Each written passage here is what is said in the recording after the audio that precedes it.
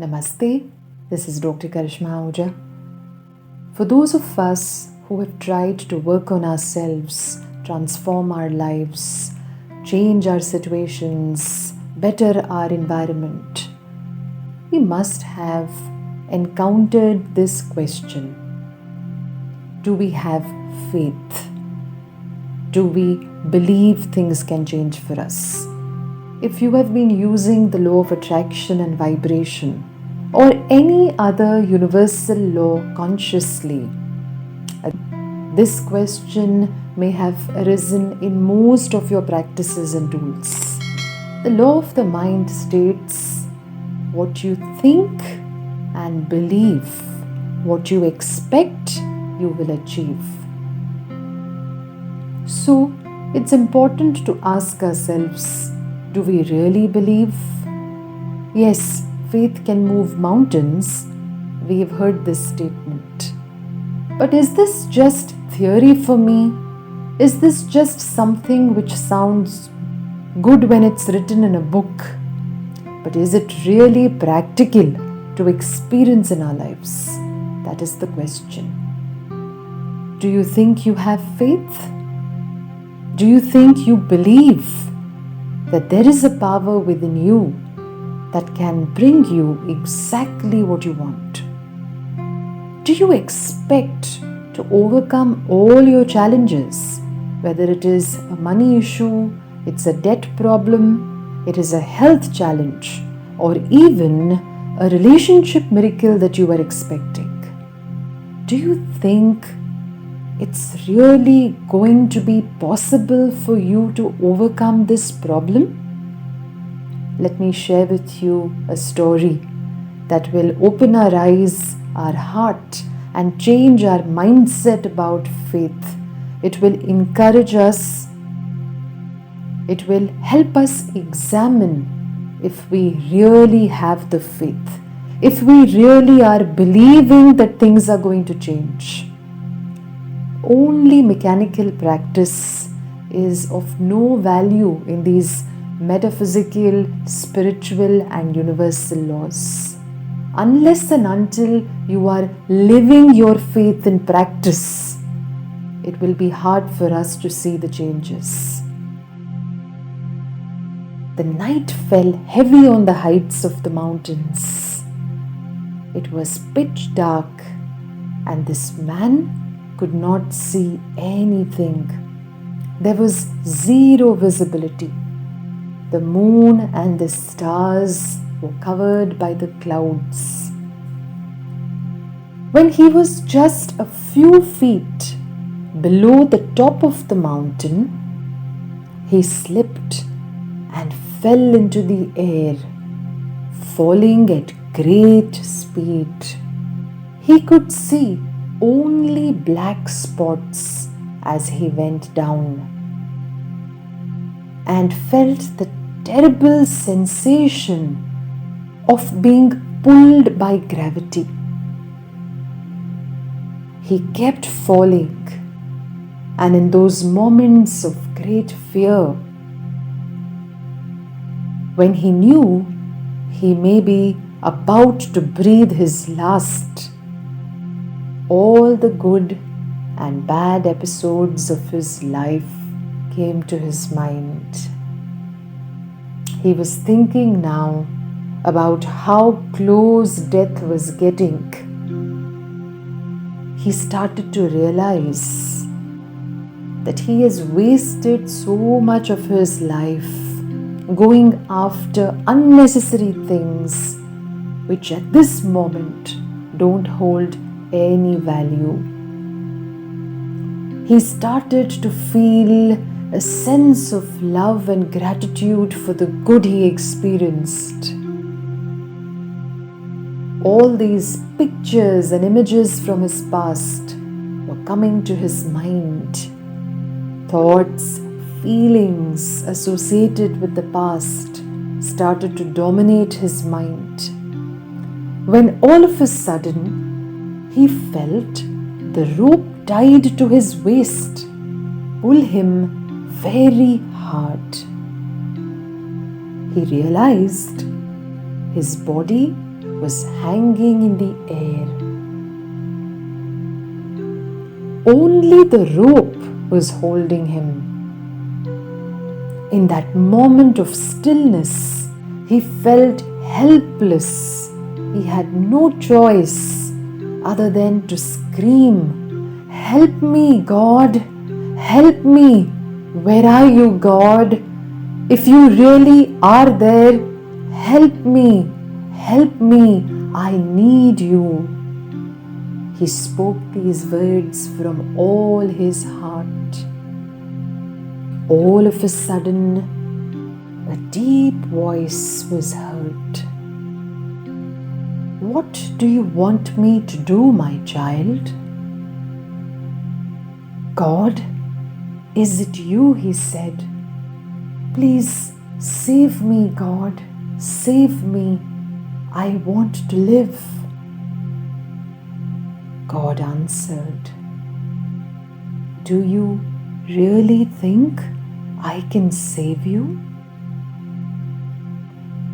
"Yes, God," he replied. "Yes, I believe you can save me. Please, please save me." "Then," replied God, "cut the rope tied to your waist, and you will be saved." There was a moment of silence. As soon as he heard these words, his mind stopped to think. The moment passed. The man thought to himself, "How will I survive if I cut the rope? It is the only thing which is keeping me alive. No, I can't do that." The man decided to hold on to the rope with all his strength.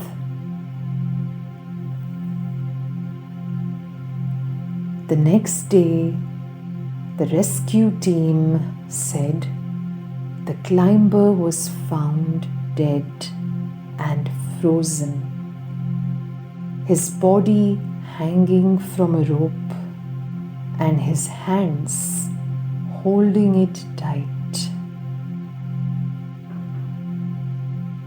He was only 1 foot away from the ground. If only he had heard that call from God and jumped, he would have been alive to see the dawn of the new day. How attached are we to our ropes? Will we let them go? We say we believe God. We say we have the faith. But in these testing times, are you willing to listen to that inner guidance? Are you willing to surrender to God? Are you willing to trust? What you experience in your life, my dear friends, is exactly a perfect match to your thoughts and feelings. Don't ever doubt God and the universe. We must have enough faith to cut the rope. If you listen to your inner voice and inner guidance, even when it seems the most improbable thing, the most unlikely of solutions, if the voice comes, if the call comes, listen to it, act on it. When you try to connect with the universe, when you try to connect with the divine within you, that connection will help you access the solutions, the answers that will help you come out of your challenges. But if we keep holding on to what we feel is the most logical thing to do, if we keep holding on to our desires, thinking that we know what is good for us, we may be creating more obstacles for us rather than solutions. If you want a good life, a healthy life, a beautiful life, first and foremost, develop faith. There can be no life, no goodness without faith. Sometimes faith is also termed self. Without self, we cannot even help others. Only when there is faith can we achieve anything in life. Some people develop faith only when their desires are fulfilled. When their desires are not fulfilled and they experience challenges despite their efforts, they lose faith. They make statements like, "This never works. Changing myself is not doing anything. Praying to God is not helping anything." This type of attitude is not the right attitude. Keep your faith firm, irrespective of whether you are seeing changes or not in your life. Preserve your faith very, very carefully. Faith can work wonders. It can make a blind man see. It can make dumb speak. Do not at all doubt the power of faith. Some incidents happening in this world today may shake your faith in God. But if you hold on to your faith firmly, you will boldly face every situation. Some people even consider their body as a very ordinary thing. If that was so, how come it is functioning without even our knowledge? Just as the body has an intelligence of its own, perfect functioning that you and I may not even understand. Yet, we value our body. We are able to put good use of it and achieve things and tasks we wish to do. In the same manner, you may not understand how faith works, yet you will experience it working if you hold on to it tightly, firmly. Mukkam karoti vachalam, pangham langhayete giri, yat kripadabham vande, Paramananda Madhava. Salutations to the divine within me, the one whose infinite grace can make the dumb speak, the one whose compassion and love can make the lame cross the mountain. To this loving Lord, I offer my gratitude. I hope you enjoyed this video. Like and share it with others. Subscribe to this channel. Click the bell icon to stay updated with all the latest videos. We're also on Telegram. Join our channel and receive your daily dose of inspiration every morning. Dr. Karishma Ahuja wishing you all the very best. Namaste. God bless.